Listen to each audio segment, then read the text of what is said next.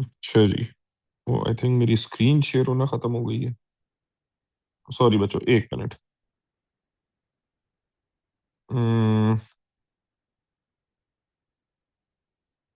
Wait a minute.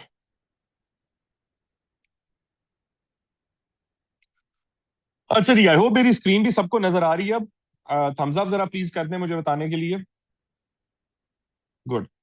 अच्छा जी, जबरदस्त, okay. चलो जी, शुरू करें, बिस्मिल्लाह।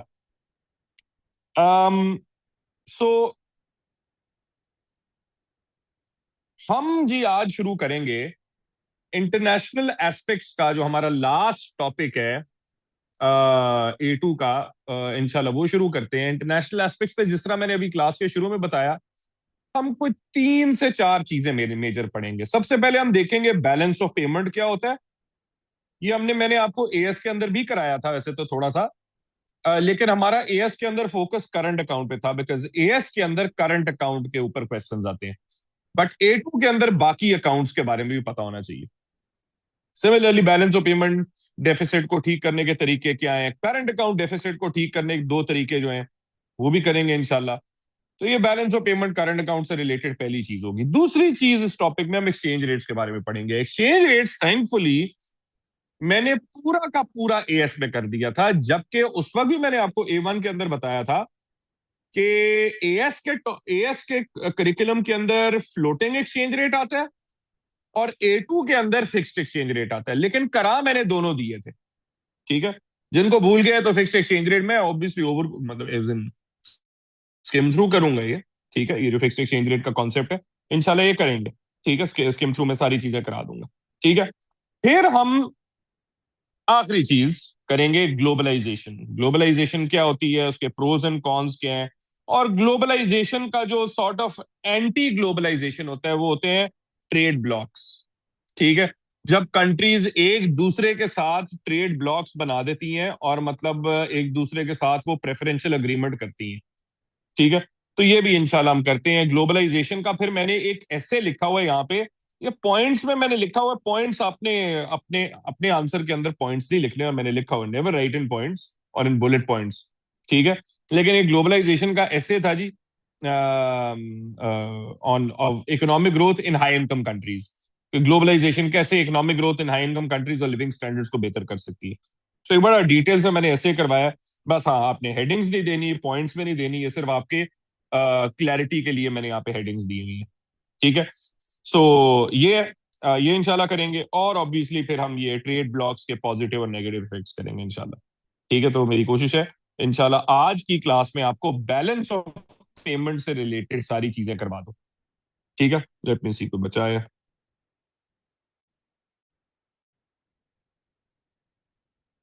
अच्छा, कोई नहीं है, ओके। अच्छा, ऑलराइट, सो बिस्मिल्लाह। बैलेंस ऑफ पेमेंट क्या होता है जी? Balance of payment records all transactions that a records all international transactions that a country is involved in। ठीक है, एक मुल्क जिन ट्रांजैक्शंस में इन्वॉल्व है वो इंटरनेशनल ट्रांजैक्शंस ऑब्वियसली, और by the way legal transactions.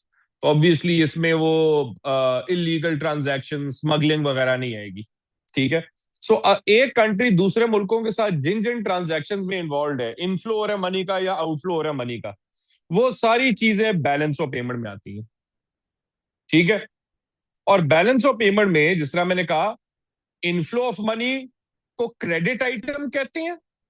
ठीक है, इनफ्लो ऑफ मनी जस्ट मतलब ये सिर्फ एक्सपोर्ट नहीं होती, कोई भी इनफ्लो ऑफ मनी हो आपके मुल्क में, इसको क्रेडिट आइटम कहते हैं।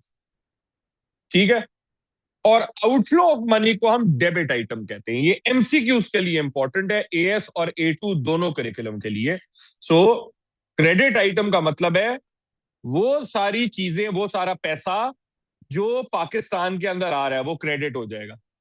ठीक है, और वो सारा पैसा जो पाकिस्तान से जा रहा है that is basically debit item on the balance of payment. ठीक है, सो आई होप ये भी जो है ना, ये कोई इतना बड़ा इशू नहीं है। ठीक है, अच्छा, बैलेंस ऑफ पेमेंट डेफिसिट कब होता है? बैलेंस ऑफ पेमेंट डेफिसिट ये उस वक्त नहीं होता जब आपके मुल्क में एक्सपोर्ट इंपोर्ट से ज्यादा है। ये गलत है। ओह सॉरी, सॉरी उल्टा। बैलेंस ऑफ पेमेंट डेफिसिट ऐसे नहीं होता, या उस वक्त नहीं होता जब आपके एक्सपोर्ट इंपोर्ट से कम है, ऐसा नहीं होता। बैलेंस ऑफ पेमेंट डेफिसिट उस वक्त होता है जब inflow of money outflow of money से कम है। इसका सिर्फ एक्सपोर्ट और इंपोर्ट से ताल्लुक नहीं है। तो ये प्लीज ना लिखना कि जी बैलेंस ऑफ पेमेंट डेफिसिट मतलब जब एक्सपोर्ट इंपोर्ट से कम है, नहीं। This doesn't show the true picture of balance of payment deficit. So balance of payment deficit is when inflow of money is less than outflow of money, and balance of payment surplus is vice versa. When outflow of money, when inflow of money is greater than outflow of money. ठीक है। सो ये आपको आना चाहिए। ठीक है। अच्छा, फिर आते हैं बैलेंस ऑफ पेमेंट के तीन अकाउंट्स पे। फिर आते हैं बैलेंस ऑफ पेमेंट के तीन अकाउंट्स पे। सो बैलेंस ऑफ पेमेंट के तीन अकाउंट्स हैं जी। मैं अपनी स्क्रीन स्किप कर रहा हूँ, ज्यादा बेहतर नजर आए। बैलेंस ऑफ पेमेंट के तीन अकाउंट हैं जी। एक है करंट अकाउंट, या हम एएस में बहुत डिटेल में पढ़ चुके हैं। करंट अकाउंट क्या होता है? करंट अकाउंट के चार कंपोनेंट्स होते हैं: trade goods and services, primary income account and secondary income account. इसकी डेफिनेशन सब कुछ बड़े डिटेल में पढ़ चुके हैं। ठीक है। A2 के अंदर जरा डिटेल्स हमने इन दोनों की भी पढ़नी है, कैपिटल अकाउंट और फाइनेंशियल अकाउंट। आई थिंक जहां तक मुझे याद है मैंने एएस में तुम लोगों को एक कराया था, पर चलो मैं फिर से करा देता हूँ, but I am not sure कि मैंने कराया कि नहीं। So let's see. ठीक है। सो कैपिटल अकाउंट क्या होता है? Capital account records all transaction non produced and non financial assets.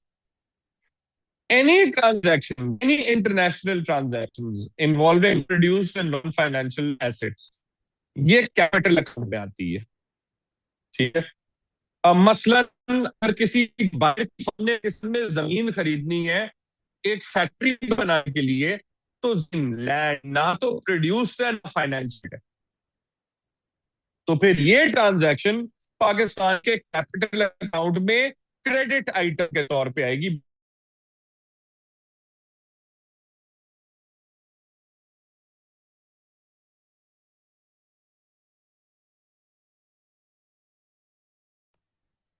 अच्छा भाई, सॉरी बच्चों, आई थिंक नेट का कोई इशू हो गया था, तो मेरी आवाज अब आ रही है? जरा मुझे प्लीज कंफर्म कर दें, आवाज आ रही है?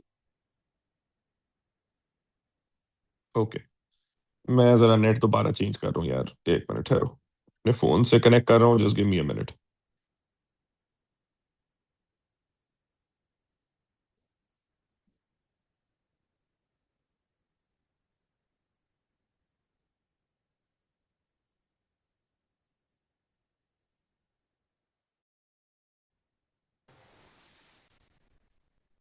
ओके जी।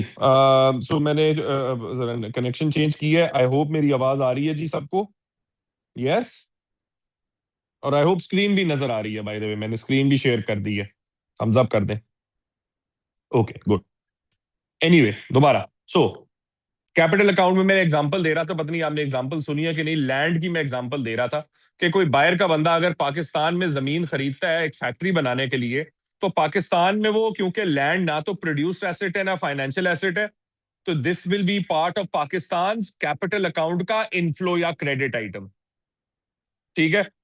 सिमिलरली अगर मैं कोई ऐप बनाता हूं अमेरिका के अंदर, और अमेरिका में उसके कॉपीराइट्स खरीद लेता हूं, लेकिन हूं मैं पाकिस्तानी सिटीजन, तो ये बेसिकली क्या होगा? ये पाकिस्तान का डेबिट आइटम होगा in the capital account of the balance of payment, क्योंकि पाकिस्तान से पैसा अमेरिका में जा रहा है कॉपीराइट खरीदने के लिए। ठीक है। And copyrights again are non produced and non financial assets. So ये हो गए जी कैपिटल अकाउंट। फिर आते हैं फाइनेंशियल अकाउंट पे। ये क्या है जी? Financial account records all transactions that a country is involved with the rest of the world in terms of produced and financial assets. Produced और फाइनेंशियल एसेट्स में जो भी ट्रांजैक्शंस होंगी वो फाइनेंशियल अकाउंट में आएंगी। जैसे डायरेक्ट इन्वेस्टमेंट, मैंने आपको फॉरेन डायरेक्ट इन्वेस्टमेंट कराया था अभी थोड़े एक दो चैप्टर्स पहले। एफडीआई जो मल्टीनेशनल्स लाती हैं। ठीक है। जो मल्टीनेशनल्स पैसा आपके मुल्क में इन्वेस्ट करती हैं in business premises, in business operations etcetera, machines, buildings वगैरह। ठीक है। ये सारा क्या है? दिस इज फाइनेंशियल अकाउंट में ट्रांजैक्शन। तो अगर नेस्ले पाकिस्तान में एफडीआई लाती है तो ये पाकिस्तान का क्रेडिट आइटम है in the financial account of the balance of payments. फिर पोर्टफोलियो इन्वेस्टमेंट। पोर्टफोलियो इन्वेस्टमेंट क्या होता है? पोर्टफोलियो इन्वेस्टमेंट होते हैं जो शेयर्स एंड बॉन्ड्स में जब आप इन्वेस्ट करते हो। तो फॉर एग्जांपल कोई बायर का बंदा अगर पाकिस्तान में फौजी फर्टिलाइजर कंपनी में इन्वेस्ट करता है, जिस तरह अभी ये यूएई कर रहा है ना, ठीक है, फौजी फर्टिलाइजर कंपनी में बायर से इन्वेस्टमेंट आ रही है $1 बिलियन की, ठीक है। तो ये जो $1 बिलियन है, ये फौजी फर्टिलाइजर कंपनी के शेयर्स बेसिकली ले रहे हैं। तो ये पाकिस्तान का क्या है? Credit item. लेकिन अच्छा, अब याद रखो एक चीज, साल बाद जब फौजी फर्टिलाइजर कंपनी ये इन शेयर्स पे यूएई को डिविडेंड्स देगा, वो डिविडेंड्स क्या होंगे? वो पाकिस्तान से डेबिट होंगे। और कौन से अकाउंट में होंगे? प्राइमरी इनकम अकाउंट में, क्योंकि उस पर डिविडेंड्स आते हैं। आई होप ये एग्जांपल समझ आइए कि जब यूएई शेयर्स खरीद रहे एफएफसी के, तो पाकिस्तान के फाइनेंशियल अकाउंट में क्रेडिट है, लेकिन डिविडेंड साल बाद मिलेंगे। वो डिविडेंड जो है वो प्राइमरी करंट अकाउंट के प्राइमरी अकाउंट में डेबिट है पाकिस्तान के, ठीक है। सिमिलरली लोन्स एंड डिपॉजिट्स, ठीक है। लोन्स एंड डिपॉजिट्स का क्या मतलब कि जी अगर फॉर पाकिस्तान आईएमएफ से लोन लेता है, तो जो पैसा पाकिस्तान में आ रहा है वो क्या होगा? फाइनेंशियल अकाउंट में क्रेडिट हो जाएगा। और जब वापस करना होगा तो डेबिट हो जाएगा। साथ में इंटरेस्ट जब पे करना है पाकिस्तान ने आईएमएफ को, तो वो इंटरेस्ट जो है वो भी again primary income account of the current account में डेबिट हो जाएगा, ठीक है जी। ये हो गए जी बैलेंस ऑफ पेमेंट के 3 अकाउंट। इन तीनों को अगर ऐड करें, आंसर 0 आना चाहिए इक्विलिब्रियम के लिए। Balance of payment equilibrium is when the sum of these 3 accounts is 0 और अप्रोक्सीमेटली 0, ठीक है।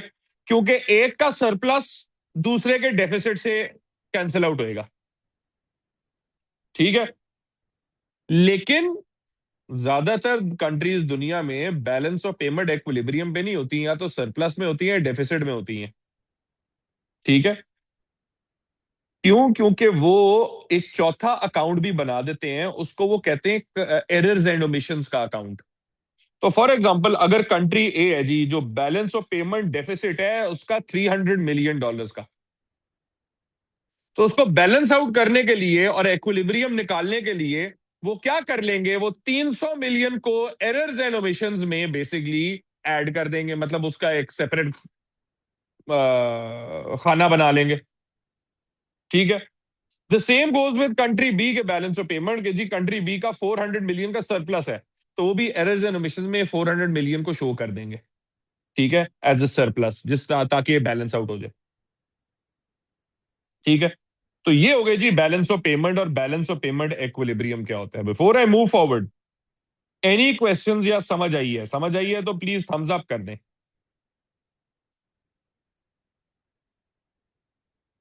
कोई सवाल है तो पूछ लें sir, 2 thumbs up, 3 thumbs up, और कोई सवाल हो तो बताएं।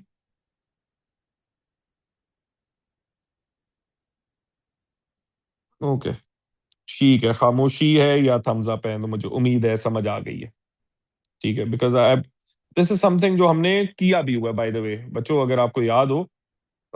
ये हमने जहां तक मुझे याद है एएस के अंदर ये सारा बैलेंस ऑफ पेमेंट का कॉन्सेप्ट हमने किया भी था, ठीक है। तो चलो अच्छा है, मैंने दोबारा करा दिया, वेल एंड गुड। अच्छा जी, अब आते हैं बैलेंस ऑफ पेमेंट डेफिसिट को ठीक कैसे कर सकते हैं, और हर पॉलिसी की हम इफेक्टिवनेस या लिमिटेशंस बताते हैं, क्योंकि हर पॉलिसी की आपने इवैल्यूएशन तो देनी है ना। तो इवैल्यूएशन क्या है? उनकी effectiveness basically. So balance of payment deficit को ठीक करने का पहला तरीका क्या है? Fiscal policy. क्या करें जी फिस्कल पॉलिसी में? Contractionary fiscal policy. इसमें क्या करना है? कॉन्ट्रैक्शनरी फिस्कल पॉलिसी में गवर्नमेंट ने डायरेक्ट टैक्सेस ज्यादा करने हैं और गवर्नमेंट स्पेंडिंग कम करनी है, ठीक है। डायरेक्ट टैक्सेस ज्यादा करने हैं और गवर्नमेंट स्पेंडिंग कम करनी है, ताकि लोगों की स्पेंडिंग पावर कम करें, ताकि लोग बाहर खर्चे कम करें और अपने मुल्क में खर्चे रखें, और साथ में गुड्स एंड सर्विसेज भी सस्ते हों, ताकि एक्सपोर्ट्स बढ़े, इंपोर्ट्स कम हो, और बाकी भी बाय द वे बाकी टाइप के भी इनफ्लोज ज्यादा हो, आउटफ्लोज कम हो, ठीक है। ये lowering aggregate demand and hence reducing people's demand for imports, as well as foreign investment by locals falls, क्योंकि आप टैक्स बढ़ा देते हो ना, तो आप डायरेक्ट टैक्स ज्यादा कर रहे हो, गवर्नमेंट स्पेंडिंग कम कर रहे हो, तो लोगों की एबिलिटी बाहर के मुल्कों में इन्वेस्ट करने की कम हो रही है, साथ में डिमांड कम हो रही है, दोनों केसेस में आउटफ्लो ऑफ मनी गिर रही है, साथ में एक्सपोर्ट बढ़ सकते हैं क्योंकि लोकल गुड्स चीपर हो रहे हैं और ज्यादा अवेलेबल हैं. Of these can reduce the balance of payment deficit. ठीक है. नाउ क्या ये हमेशा कामयाब होगी फिस्कल पॉलिसी? ये जो मैंने आपको ये पॉइंट बताए हैं यहाँ पे सारे हाईलाइट किए हुए हैं कि जी इस तरीके से एक contractionary fiscal policy balance of payment deficit को ठीक करेगी. लेकिन क्या ये हमेशा कामयाब होगी? जरूरी नहीं है. नंबर वन, फिस्कल पॉलिसी में टाइम लैग होता है, टाइम लगेगा जी बैलेंस ऑफ पेमेंट डेफिसिट को ठीक करने में. दूसरा, ये लोकल इन्वेस्टर्स की इन्वेस्टमेंट की एबिलिटी बाहर वाले मुल्कों में तो कम कर ही रहे हैं, बट साथ में लोकल कंट्री में भी ये इन्वेस्टमेंट की इंसेंटिव को और एबिलिटी को कम कर रहे हैं टैक्स ज्यादा करके. तो वो जो इंसेंटिव है इन्वेस्ट करने का आपके मुल्क के अंदर, वो भी कम हो जाएगा. सिर्फ बाहर कम नहीं हुआ, लोकल कंट्री में भी इन्वेस्टमेंट का इंसेंटिव कम हो गया, जिससे प्रोडक्शन कम होनी है, प्रोडक्शन कम होगी तो वही बात है, एक्सपोर्ट के चांसेस कम हो जाएंगे. ठीक है, ये एक्सपोर्ट के चांसेस कम हो गए. दूसरा मसला. तीसरा मसला, एमएनसीज का इंसेंटिव भी आपके मुल्क में कम हो जाएगा, बिकॉज अगेन आपके मुल्क में कॉर्पोरेशन टैक्स बढ़ रहा है, डायरेक्ट टैक्स बढ़ रहा है, सब्सिडीज गिर रही है, गवर्नमेंट स्पेंडिंग कम हो रही है. एमएनसीज कहेंगी नहीं यार, यहां पे आने का कोई फायदा नहीं है, इस मुल्क में इन्वेस्टमेंट का कोई फायदा नहीं है. And obviously there are conflicts in aims. मतलब बैलेंस ऑफ पेमेंट डेफिसिट तो चलो शायद कम हो ही जाए, लेकिन साथ में इकोनॉमिक ग्रोथ भी कम होगी, अनएम्प्लॉयमेंट भी बढ़ जाएगी, तो कॉन्फ्लिक्ट इन एम्स भी है. ठीक है. तो ये होगी फिस्कल पॉलिसी. ये कैसे ठीक कर सकती है बैलेंस ऑफ पेमेंट डेफिसिट, और बैलेंस ऑफ पेमेंट डेफिसिट क्यों शायद ठीक ना करे, इसकी इफेक्टिवनेस. ठीक है. ये हो गया पहली पॉलिसी. दूसरी policy, monetary policy. Monetary policy, कौन सी मॉनेटरी पॉलिसी से बैलेंस ऑफ पेमेंट डेफिसिट ठीक होगा? Contractionary policy. Contractionary monetary policy में क्या करेंगे आप? मनी सप्लाई कम, इंटरेस्ट रेट ज्यादा. उससे क्या हो रहा है?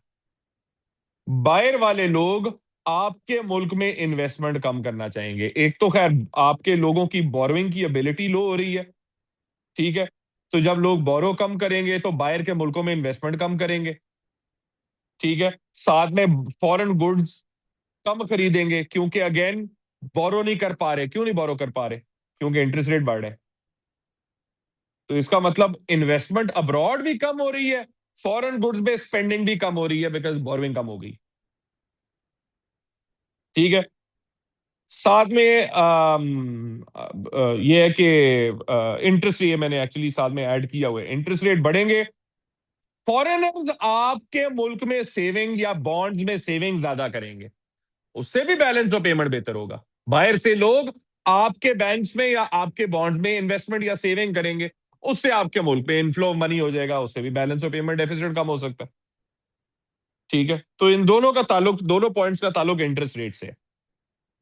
लेकिन अब आते हैं इफेक्टिवनेस पे. ठीक है. क्या ये मॉनेटरी पॉलिसी, इंटरेस्ट रेट का बढ़ना इफेक्टिव होगा? पहला मसला, it discourages investment in local country as well. ये सिर्फ फॉरेन कंट्री में इन्वेस्टमेंट कम नहीं करता, जिस तरह हम ये इसके टैक्सेस की बात की थी, ये लोकल कंट्री में भी इन्वेस्टमेंट कम करता है, बिकॉज हमने बोरोइंग महंगी कर दी है. बोरोइंग महंगी होगी तो बोरोइंग कम होगी, जिससे इन्वेस्टमेंट कम हो जाएगी. इन्वेस्टमेंट कम होगी तो एक तो खैर इकोनॉमिक ग्रोथ मतलब ऐसे स्टाइफल हो सकती है, खराब हो सकती है. And at the same time investment की कमी की वजह से आप एक्सपोर्ट के गुड्स भी कम बना पाएंगे, तो एक्सपोर्ट भी कम हो रही है. ठीक है. तो एक ये मसला कि it discourages investment in the local country as well. ठीक है. And it can also lead to artificially high exchange rates, जिससे एक्सपोर्ट की डिमांड गिर सकती है. भाई कैसे? How exchange rates increase? क्योंकि इंटरेस्ट रेट बढ़ रहे हैं ना. इंटरेस्ट रेट बढ़ने से बाहर के मुल्क, बाहर के लोग आपके मुल्क में सेविंग ज्यादा करेंगे, करेंसी की डिमांड बढ़ेगी, उससे एक्सचेंज रेट बढ़ गया. एक्सचेंज रेट बढ़ता है, एक्सपोर्ट महंगे हो जाएंगे, जिससे एक्सपोर्ट की डिमांड कम हो जाएगी, तो वही बात है, बैलेंस ऑफ पेमेंट वापस आ गया ना, वापस खराब हो गया।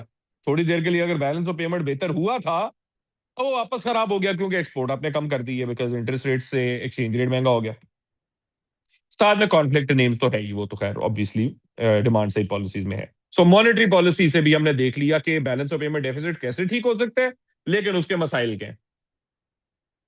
Similarly protectionism policies, protectionism policies क्या होती हैं? Trade barriers. ठीक है, ट्रेड बैरियर्स में हमने बहुत सारे एएस के चैप्टर 7 में पढ़े थे जी। ट्रेड बैरियर्स क्या होते हैं? Tariffs, quotas, embargoes, subsidies etcetera. ठीक है, अब मसला क्या है? जरूरी नहीं है कि प्रोटेक्शनिज्म पॉलिसीज हमेशा कामयाब हो। ठीक है, फॉर एग्जाम्पल अगर आप टैरिफ लगा रहे हैं, तो इंपोर्ट्स पे अगर आपने टैरिफ लगाए और इंपोर्ट्स की डिमांड इन इलास्टिक है, तो कोई इंपैक्ट होगा? नहीं, कोई इंपैक्ट नहीं होगा, जिससे आपका इंपोर्ट बिल बढ़ता ही रहेगा, गिरेगा नहीं। तो बैलेंस ऑफ पेमेंट किधर खराब का बेहतर हुआ? सिमिलरली मे कॉज रिटेलिएशन, दूसरी कंट्री ने भी आप पे ट्रेड बैरियर लगा दिए, तो बात तो उधर ही आ गई ना, बैलेंस ऑफ पेमेंट उधर ही रहेंगे। ठीक है, अच्छा फिर exchange rate policy. Exchange rate policy क्या है जी? एक्सचेंज रेट पॉलिसी है कि आप अपनी करेंसी को डी वैल्यू कर दो। इसको मैं जरा थोड़ा आगे एक्सप्लेन करता हूं। एक्सचेंज रेट डी वैल्यूएशन से आपके मुल्क का बैलेंस ऑफ पेमेंट या करंट अकाउंट डेफिसिट कैसे ठीक होता है, ये अभी आगे करते हैं। सिमिलरली सप्लाई साइड पॉलिसी से भी आपके मुल्क में बैलेंस ऑफ पेमेंट बेहतर हो सकता है, कैसे, ये भी आगे करते हैं। लेकिन अभी मैंने आपको कम से कम ये इन 3 पॉलिसीज के बारे में ज्यादा डिटेल करवा दी, जो बैलेंस ऑफ पेमेंट को बेहतर कर सकते हैं। ठीक है, और बाय द वे इनको हम दोबारा देखते हैं। अब हम आते हैं वो पॉलिसीज जिससे स्पेसिफिकली करंट अकाउंट डेफिसिट ठीक हो सकता है। ठीक है, अभी तो हमने पॉलिसी सारी वो देखी जिससे बैलेंस ऑफ पेमेंट डेफिसिट ठीक हो सकता है। ठीक है, तो बैलेंस ऑफ पेमेंट में सिर्फ एक्सपोर्ट इंपोर्ट नहीं आती, और भी चीजें आती हैं। करंट अकाउंट में मोस्टली एक्सपोर्ट इंपोर्ट आते हैं। ठीक है, अनलेस आप वही सेकेंडरी इनकम की बात कर रहे हैं, जो चैरिटी वगैरह इनफ्लो आउटफ्लो हो रहा है, वो फर्क है। लेकिन ज्यादातर करंट अकाउंट में एक्सपोर्ट इंपोर्ट ही होता है। तो करंट अकाउंट डेफिसिट को ठीक करने की पॉलिसीज क्या है? वो जी दो हैं, एक्सपेंडिचर स्विचिंग और एक्सपेंडिचर रिड्यूसिंग पॉलिसीज। ठीक है जी, अब एक्सपेंडिचर रिड्यूसिंग पॉलिसीज क्या होती हैं? एक्सपेंडिचर रिड्यूसिंग पॉलिसीज होती हैं, चलो एक्चुअली रिड्यूसिंग को बाद में करते हैं, स्विचिंग पहले करते हैं। एक्सपेंडिचर स्विचिंग, क्योंकि एक्सपेंडिचर स्विचिंग जो है ना, उसमें 3 पॉलिसीज है फर्दर। सो एक्सपेंडिचर स्विचिंग पॉलिसीज क्या है जी? वो पॉलिसीज जिससे गवर्नमेंट लोकल लोगों को एनकरेज करना चाह रही है कि फॉरेन प्रोडक्ट्स के बजाय लोकल प्रोडक्ट्स पे इन्वेस्ट करें। ठीक है, सो लोकल लोगों को स्विच करवाना चाह रहे हैं खर्चा from foreign products to local products, ताकि इंपोर्ट कम हो। ठीक है, और साथ में वो इनकरेज करना चाह रहे हैं फॉरेन लोगों को, फॉरेनर्स को, कि वो स्पेंडिंग अपने प्रोडक्ट्स के बजाय हमारे प्रोडक्ट्स पे करें, ताकि क्या बढ़े? एक्सपोर्ट बढ़े। तो स्विचिंग, एक्सपेंडिचर स्विचिंग क्या है जी? ये स्विच क्या कर रहे हैं? खर्चा स्विच कर रहे हैं। हमारे लोगों का बाहर के गुड्स से खर्चा स्विच कर रहे हैं लोकल गुड्स पे, और बाहर के लोगों का खर्चा स्विच कर रहे हैं हमारे गुड्स पे, ताकि एक्सपोर्ट बढ़े और पहले इंपोर्ट कम हो। ये एक्सपेंडिचर स्विचिंग पॉलिसीज है। अब ये स्विचिंग कैसे हो सकती है जी? ये स्विचिंग 3 तरीके से हो सकती है। Number 1, exchange rate devaluation. ठीक है, एक्सचेंज रेट डीवैल्यूएशन ये क्या है जी? एक्सचेंज रेट डीवैल्यूएशन क्या होती है? एक्सचेंज रेट डीवैल्यूएशन होती है जब आप अपनी करेंसी को सस्ता कर रहे हो, करेंसी सस्ता कर रहे हो, तो उससे एक्सपोर्ट सस्ते होंगे, जिससे उनकी डिमांड बढ़ जाएगी, और साथ में इंपोर्ट महंगे होंगे, जिससे उनकी डिमांड कम होगी। ये तो एक्सपोर्ट की डिमांड बढ़ गई, इंपोर्ट की डिमांड गिर गई ना, तो करंट अकाउंट डेफिसिट क्या होगा? कम। ठीक है, तो ये है जी एक्सचेंज रेट डीवैल्यूएशन की पॉलिसी। वो पॉलिसी जिससे गवर्नमेंट एक्सपेंडिचर को स्विच करना चाह रही है। तो कैसे? करेंसी सस्ती करके, जिससे एक्सपोर्ट सस्ते हो रहे हैं तो एक्सपोर्ट की डिमांड बढ़ेगी, बाहर वाले लोग आपका प्रोडक्ट खरीदेंगे, और इंपोर्ट महंगे हो रहे हैं तो लोकल लोग बाहर का प्रोडक्ट नहीं खरीदेंगे। ठीक है, this is the first type of expenditure switching policy, exchange rate devaluation. लेकिन क्या ये हमेशा कामयाब होगी? जरूरी नहीं है। ये कामयाब होगी अगर ये तीन चार चीजें होंगी। Number one, Marshall Lerner conditions अगर मीट हो रही हैं। मार्शल लर्नर कंडीशंस क्या होती हैं? ये मैंने तुम लोगों को करवाया हुआ है, एएस में भी करवाया था, लेकिन है ये ए2 का कोर्स का पार्ट। बट आपको एएस में भी आना चाहिए ये, बिकॉज मैं एक्सपेक्ट करता हूँ मेरे स्टूडेंट्स पेपर 2 में भी अगर सवाल कभी एक्सचेंज रेट डी डिप्रिसिएशन का आता है, तो आप इस पे ये लिखोगे अगर इसके कॉन्सिक्वेंसेस से रिलेटेड आता है कि भाई एक्सचेंज रेट डीवैल्यूएशन कब कामयाब होगा? अगर एक्सपोर्ट्स और इंपोर्ट्स की पीईडी का सम करें तो आंसर वन से ज्यादा हो। ठीक है, तो बेशक जरूरी नहीं है कि एक्सपोर्ट और इंपोर्ट दोनों इलास्टिक हो, दोनों में से एक भी इलास्टिक है या दोनों का सम भी इलास्टिक है, तब भी exchange rate devaluation long run में इफेक्टिव होगी। ठीक है, उससे लॉन्ग रन में आपका करंट अकाउंट डेफिसिट ठीक हो जाएगा। ये होगी Marshall Lerner conditions. Similarly J curve वाला कॉन्सेप्ट, लॉन्ग रन में एक्सचेंज रेट डीवैल्यूएशन कामयाब होगी। जे कर्व उसका एक प्रूफ है कि करंट अकाउंट बेहतर हो जाता है लॉन्ग रन में। शॉर्ट रन में जरूर खराब होता है, लेकिन लॉन्ग रन में बेहतर होगा अगर आप एक्सचेंज रेट को डीवैल्यू करेंगे, बिकॉज एक्सपोर्ट्स और इंपोर्ट्स की डिमांड दोनों लॉन्ग रन में इलास्टिक हो जाती है। ठीक है, नंबर 3, रिटेलिएशन वाला छोड़ो, क्योंकि रिटेलिएशन जो है ना वो ये प्रोटेक्शनिज्म नहीं होनी चाहिए। सो नंबर 3 इज, भाई अगर आप अपनी करेंसी को सस्ता कर रहे हो, ये उसी वक्त कामयाब होगी अगर आपके मुल्क में इन्फ्लेशन भी कम है। अगर आपके मुल्क में इन्फ्लेशन ज्यादा है और आप अपनी करेंसी सस्ती कर रहे हो, जितनी मर्जी करेंसी सस्ती कर लो, प्रोडक्ट ही अगर आपका इतना महंगा है, तो लोग आपका प्रोडक्ट नहीं खरीदेंगे ना, बाहर वाले। और साथ में लोग, जो हमारे लोकल लोग हैं खास तौर पे, वो इंपोर्ट करते रहेंगे, क्योंकि उनको लोकल प्रोडक्ट इतना महंगा लग रहा है। तो एक्सचेंज रेट डी वैल्यू करने के साथ साथ इन्फ्लेशन को भी कम करना चाहिए या कम रखना चाहिए, ताकि मतलब एक्सचेंज रेट डिवैल्यूएशन का फायदा हो सके और लोग हमारे प्रोडक्ट पे आए और हमारे जो प्रोडक्ट है, हमारे जो लोग हैं वो बाहर के इंपोर्ट से दूर जाएं। तो ये हो गया एक्सपेंडिचर रिड्यूसिंग की पहली पॉलिसी, एक्सचेंज रेट डिवैल्यूएशन। बच्चों ये समझ आई? थम्स अप कर दो जरा जल्दी से। Is this clear?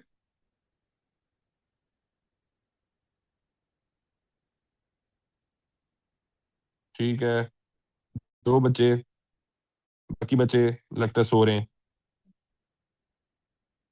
चलो, आई होप समझ आ गई भाई। ठीक है, अच्छा, अब आते हैं दूसरी एक्सपेंडिचर स्विचिंग पॉलिसी पे, प्रोटेक्शनिज्म। ये क्या होता है भाई? प्रोटेक्शनिज्म अभी हमने की है, तो मैं उसको ज्यादा टाइम नहीं लगाऊंगा। प्रोटेक्शनिज्म क्या होता है? जब ट्रेड बैरियर्स लगाए, ट्रेड बैरियर से क्या होगा? चलो एक्सपोर्ट तो शायद ना बढ़े, लेकिन इंपोर्ट तो कम हो जाएंगे ना, तो एक्सपेंडिचर स्विचिंग ही हो रही है। ठीक है, कि लोकल लोगों की कम से कम एक्सपेंडिचर को स्विच करें लोकल प्रोडक्ट्स पे। ठीक है, लेकिन ये इफेक्टिव कब होगी? तो ये भी आगे पे अगले पेज पे लिखा हो, ये इफेक्टिव कब होगी? जब पीडी इंपोर्ट्स की इलास्टिक है, तब इफेक्टिव होगी।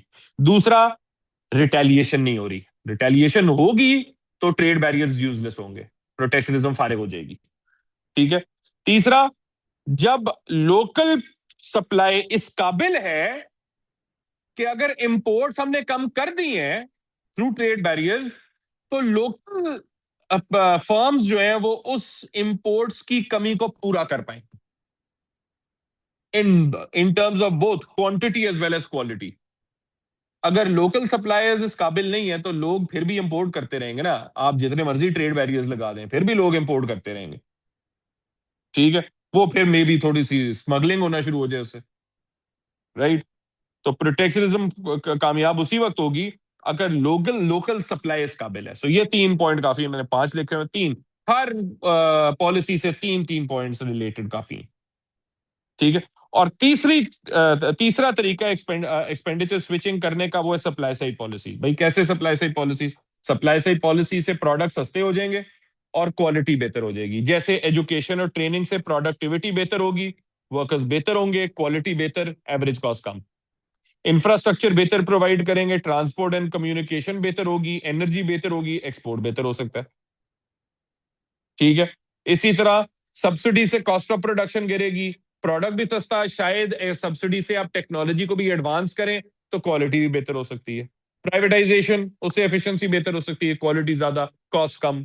All of these are related to supply side policy, जिससे एक्सपोर्ट ज्यादा हो सकते हैं, इंपोर्ट कम हो सकते हैं। लेकिन सप्लाई साइड पॉलिसीज के भी ऑब्वियसली लिमिटेशंस हैं। क्या? एक तो लॉन्ग रन में इफेक्ट है, बहुत लॉन्ग रन में, और दूसरा ये कि गवर्नमेंट के ऊपर एक्सपेंडिचर बहुत ज्यादा है। ठीक है। दूसरी है जी एक्सपेंडिचर रिड्यूसिंग पॉलिसीज। ये हम ऑलरेडी कर चुके हैं अभी। बैलेंस ऑफ पेमेंट कम करने के जो तरीके थे, contractional fiscal policy. Expenditure reducing policy क्या होती है? बेसिकली गवर्नमेंट चाह रही है कि आपके मुल्क में जो खर्चा लोग कर रहे हैं वो कम करें। लोगों के खर्चे को कम करना चाह रहे हैं। लोगों का खर्चा कैसे कम होगा? कॉन्ट्रैक्शनल फिस्कल, कॉन्ट्रैक्शनल मॉनेटरी पॉलिसी, जिससे एग्रीगेट डिमांड कम हो, टैक्स ज्यादा कर दे, गवर्नमेंट स्पेंडिंग कम, मनी सप्लाई कम कर दे, इंटरेस्ट रेट ज्यादा कर दे। ठीक है। तो उससे आपके मुल्क में स्पेंडिंग कम हो जाएगी, स्पेंडिंग कम होगी तो इंपोर्ट कम होंगे, इंपोर्ट की एबिलिटी कम कर रहे हैं आप। और साथ में स्पेंडिंग कम होगी, लोकल गुड सस्ते होंगे, एक्सपोर्ट ज्यादा हो सकते हैं बिकॉज प्रोडक्ट सस्ता हो रहा है। लेकिन इनके प्रॉब्लम्स हम ऑलरेडी देख चुके हैं। ठीक है। ठीक है, कॉन्फ्लिक्ट नेम्स है। इसके अलावा मे बी डायरेक्ट इम्पैक्ट ना हो एक्सपोर्ट और इंपोर्ट का, contraction fiscal and contraction monetary policy का, क्योंकि इनका डायरेक्ट ताल्लुक एग्रीगेट डिमांड से, एक्सपोर्ट इंपोर्ट से नहीं है। तो मे बी शायद उतना इम्पैक्ट ना हो जितना हम चाह रहे हैं। ठीक है। And then there are other factors as well, जो हम ऑलरेडी कर चुके हैं, जो पीछे यहाँ पे जो फिस्कल और मॉनेटरी पॉलिसी की जो इफेक्टिवनेस के हमने पॉइंट्स पढ़े थे, you can use these points in this as well. ठीक है जी। ये हो गया जी balance of payment and current account क्या होता है, डेफिसिट्स को ठीक करने की पॉलिसीज क्या है। ठीक है। यहां पे हम रोकते हैं। ठीक है, ज्यादा लंबी क्लास मैंने नहीं की, मेरे ख्याल में कोई 35 मिनट्स की क्लास हुई है हमारी। ठीक है। लेकिन एक तो ज्यादा बच्चे भी आज नहीं थे, दूसरा ये कि आई वांटेड कि मैं ये फर्स्ट पार्ट आज कर लूं। इंशाल्लाह मंडे की क्लास में, सुबह सुबह क्लास होगी मंडे की क्लास, तो मंडे की क्लास में मेरी कोशिश है सेकंड पार्ट कर लूं, विच इज एक्सचेंज रेट्स, वो इंशाल्लाह पूरा करूंगा। ट्यूसडे को इंशाल्लाह मेरी कोशिश होगी ग्लोबलाइजेशन खत्म करूं, और वेंसडे को मेरी दोबारा कोशिश होगी आपसे टेस्ट लूं। ठीक है। तो वो मैं अभी ग्रुप में आपको फिर मैं अनाउंस करता हूँ कि टेस्ट किसके बारे में होगा। लेकिन ये है कि टेस्ट होगा इंशाल्लाह। कुछ बच्चों ने, अच्छा हाँ बाय द वे, यार ये जो चलो ठहरो, सॉरी मैं रिकॉर्डिंग खत्म करूं, स्टॉप रिकॉर्डिंग।